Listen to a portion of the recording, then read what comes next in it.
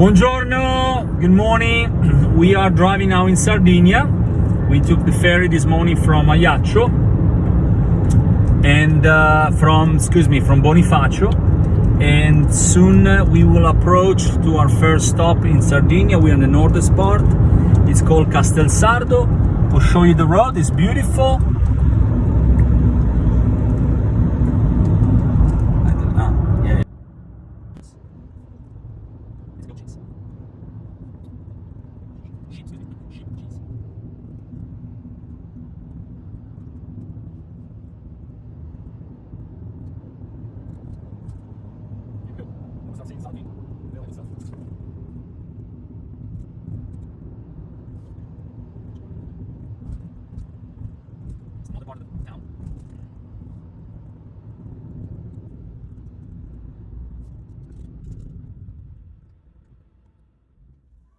Hello my friend, so we are having our first meal in Sardinia, and we have the typical Sardinian bread.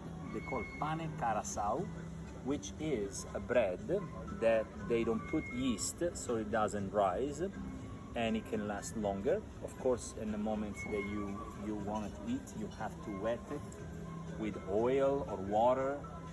It's a classical, it's very light. And here, as appetizer, we have a tuna carpaccio.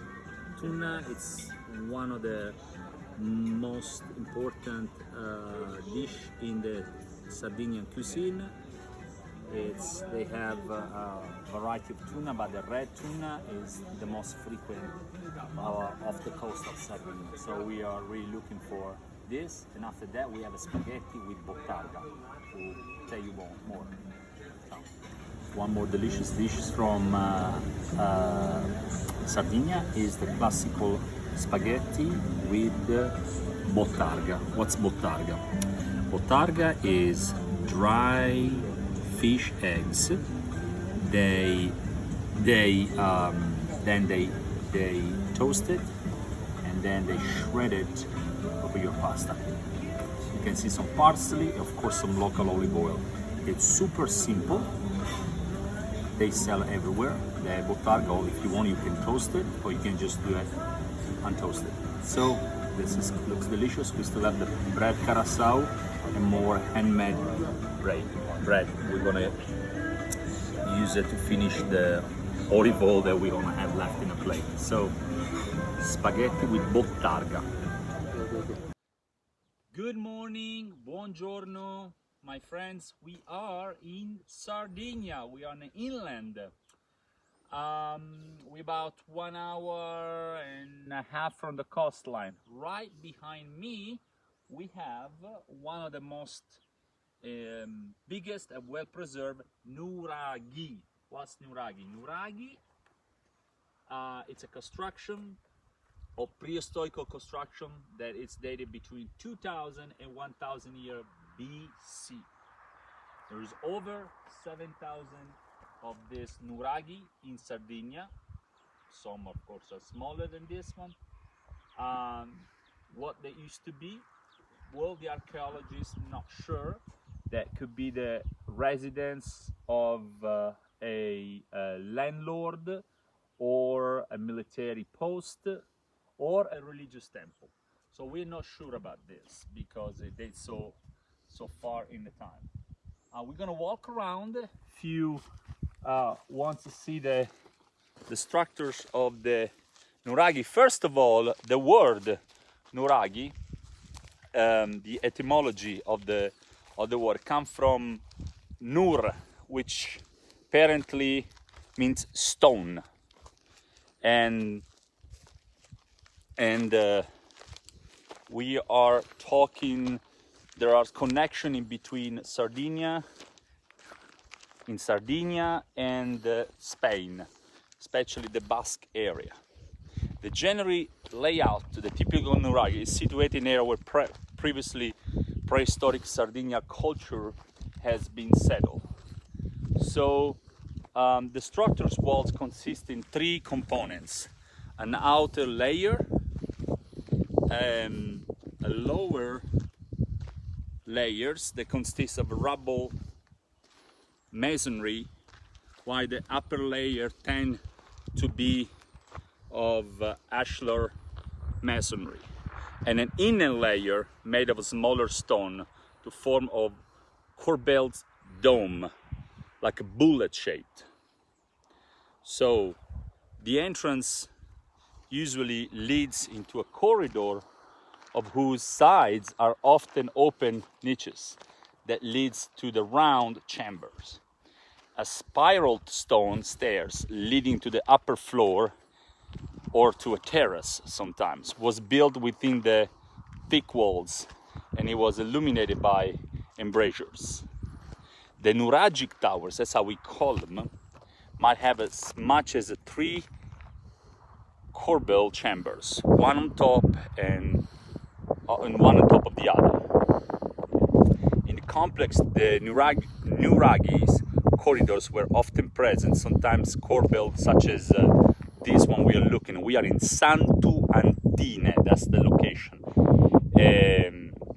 Today there are less than 7,000 Nuraghe remaining standing, and the numbers apparently was larger back at the time. As I was saying, in the function of this Nuraghe, it could be a residence of a landlord, a military fort, a meeting halls eventually, and a religious temples. So could be any of that, but there might have been something, the archaeologists say, in between a status symbol and a passive defense building, mean to be like a deterrent for the enemies. So that's the entrance over there, and I'm gonna walk you in with me while Chicha is gonna take some aerial photos and video with the drone. Let's walk together.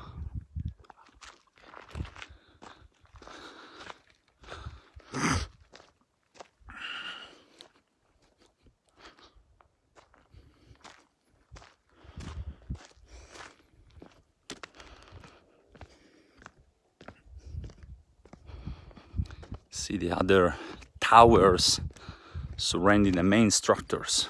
See, as the descriptions say, there's other side towers.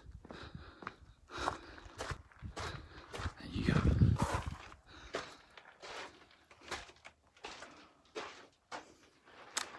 And I have to wear my mask. That's mandatory.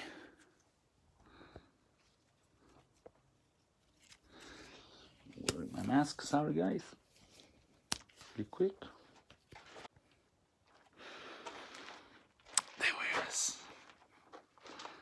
That's where we are. So this is the reconstruction of the old. There you go. That's what the Nuraghe used to be look like. See, 3 outside tower with the main one. West tower.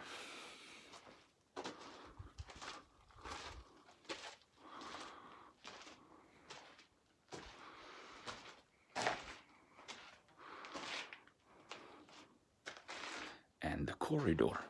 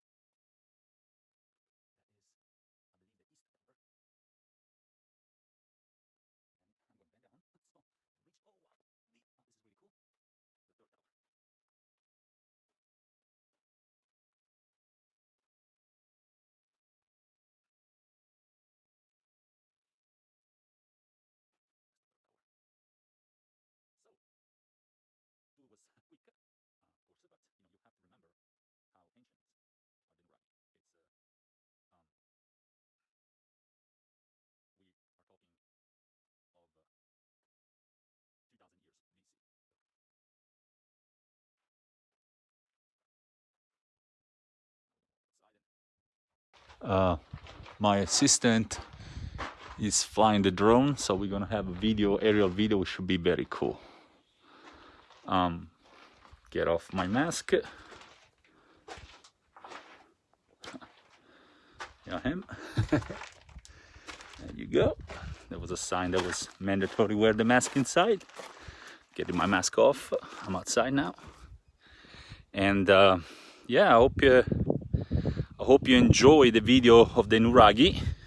Please watch from the beginning these prehistorical constructions in Sardinia.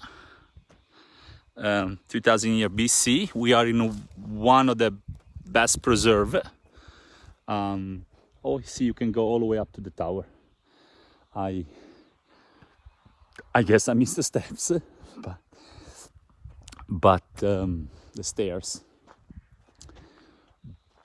The word Nuraghe spelled Nuraghi.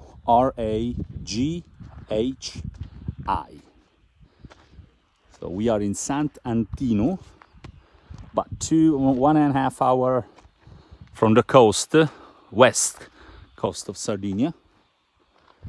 And in the middle of the countryside, there is a lot of restaurants. We're gonna go eat some typical Sardinian cuisine. Wild boar. It's very good. And also a lot of cheese in Sardinia. The pecorino is their specialties. So we're looking for that. Here's Chicho flying the drone. And I hope you enjoy this. We're gonna, here we go. We salute the drone. Ciao. And after this, we're gonna go to a very nice village. It's called Bosa. It's on the water, an ancient town, medieval town. And so we're gonna post more picture. And tomorrow we're gonna post some more picture. And next stop will be Crete, Greece. Bye. Ciao, everyone. Buongiorno, my friends. We are in Sardinia. Right behind me, we have the picturesque village of Bosa. This is the river Temu that runs from the mountains to the Mediterranean. 2.5 miles, beautiful beach. We're gonna post some pictures from there. Bosa, picturesque.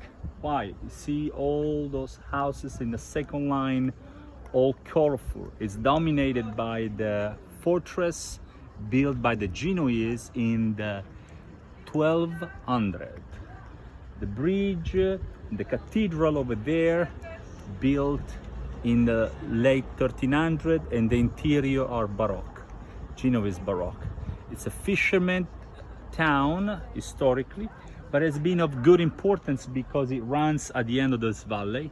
So a lot of goods coming from the inland, wine, olives, olive oil, a lot of agricultural products that have been transported from the inland here. So since the time pre-Roman, the Phoenicians, they settled here. So long story this town, over 700 year BC, as his roots set. Through the Middle Ages, the Republic of Genoa sets one of their trading spots. Later, the Spanish took over this part of the West Sardinia, actually the Aragonese from Barcelona.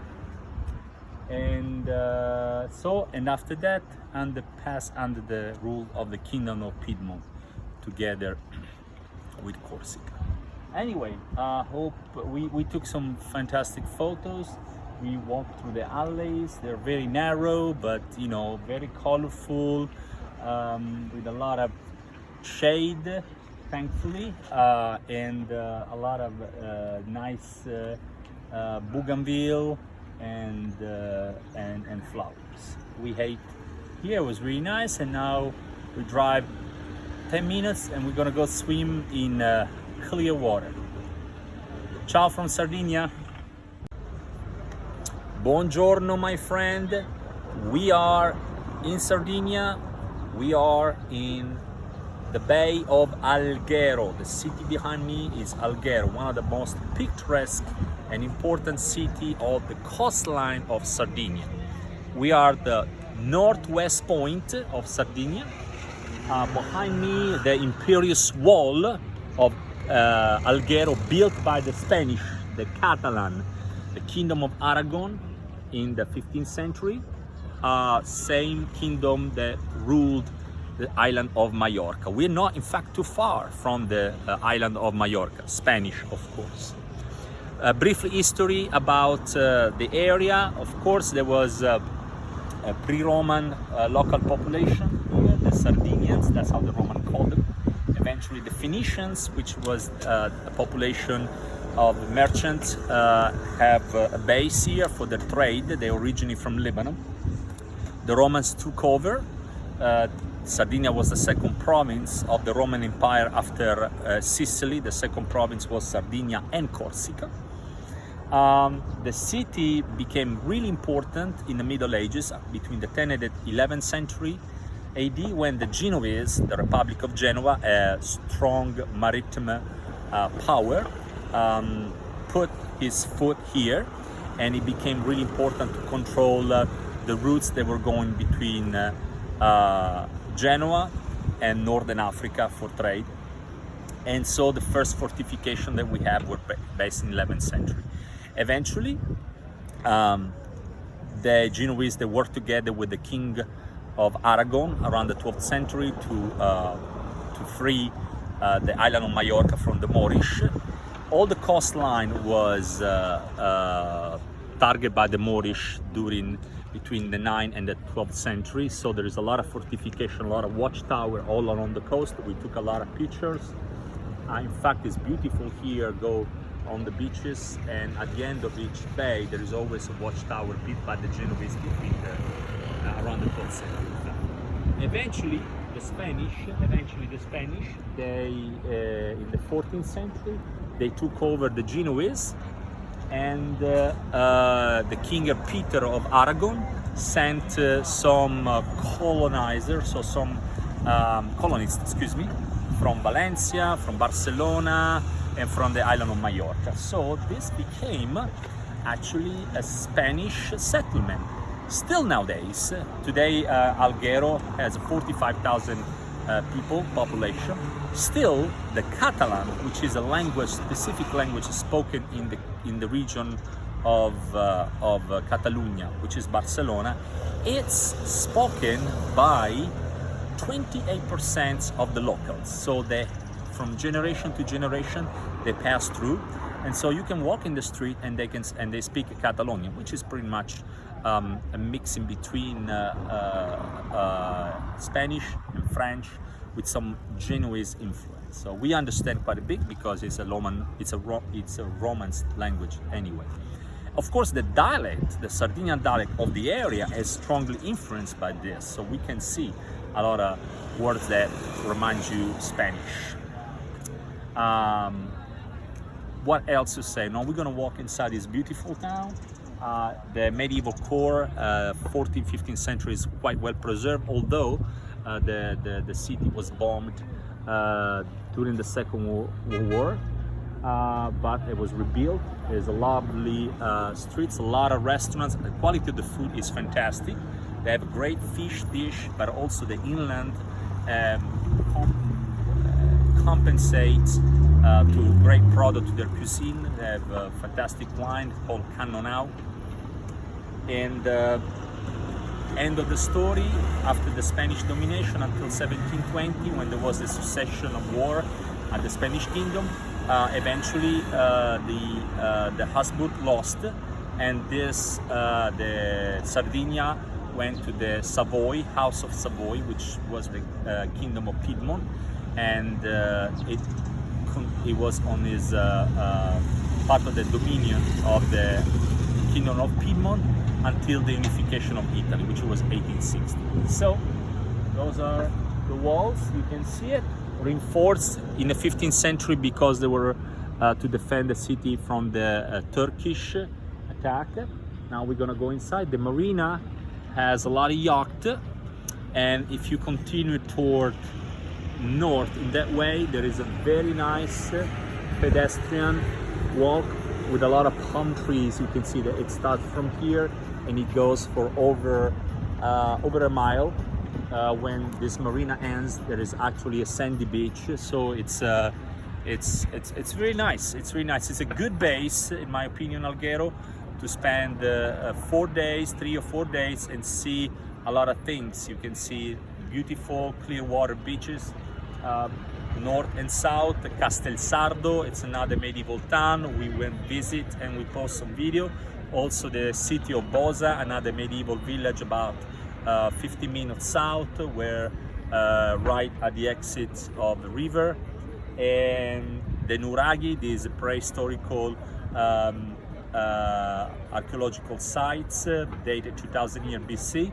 So Alghero, it's my choice to spend some time in Sardinia.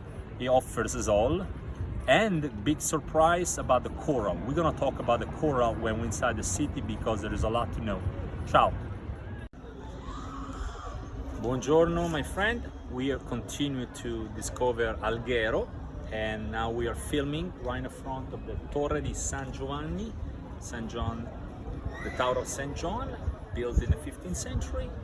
And what we see is this installation about coral. It's called Coralli di Luce, Coral of Light. They installed a few years ago for Christmas, and they kept it to symbolize the strong boundary between the city of Alghero and the coral.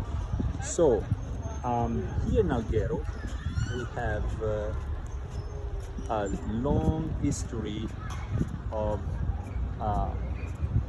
picking up the coral and work the local artisan they works. It's the best coral in the Mediterranean. They call Corallium rubrum, as known as red coral. It's a great value for the economy of the whole island, and especially for Alghero. It has been prized since ancient times, since the time of King Peter of Aragon. So in 1355, in a coat of arms of the islands, there was a coral in the coat of arms. So the red coral is more than just a valuable local product for Alghero. It's an expression of the culture and tradition of the town, as reflected in the name of Riviera del Corallo. The whole Riviera is called the Riviera del Corallo, the Coral Coast. The working phases evolves in smoothing and engraving. Smoothing creates small individual pair of elements used for earrings, rings, pendants, and more standardized work that it's used to put together necklace or bracelet. Every fisherman in between the time of May until October can collect maximum of 5 pounds of coral. The city gave a license, only 25 license per year, and those fishermen, they have to go and get it manually. They cannot use it marine, anything like that. And they usually go down the water with the ox, and they took it, and they can go maximum depth 150 feet, no more than that. So and then they sell the coral to the crude coral, and they sell the crude coral to local artisans who makes, of course, a lot of artisan products. It's so important for the city that actually there is a school. There is a school that nurture and teach the young artisans to become coral workers, artigiano del corallo, certified by this Institute of Coral of the city of Alghero. Of course, there is a museum, and now we're going to put some images. We walked through the town. There are so many shops. The quality, they're very, very specific. They like the label Corallo di Alghero, the Costa del Corallo. So it's like something like the glass from Murano has certified that it has to be from Murano. So I'll leave you with these beautiful images of the Corallo della Luce. That's how they call this installation, Coral of Light. And I know ladies would like to come in this town and buy a lot of objects and in coral, and we really like Alghero a lot. Give you a big ciao from Andrea.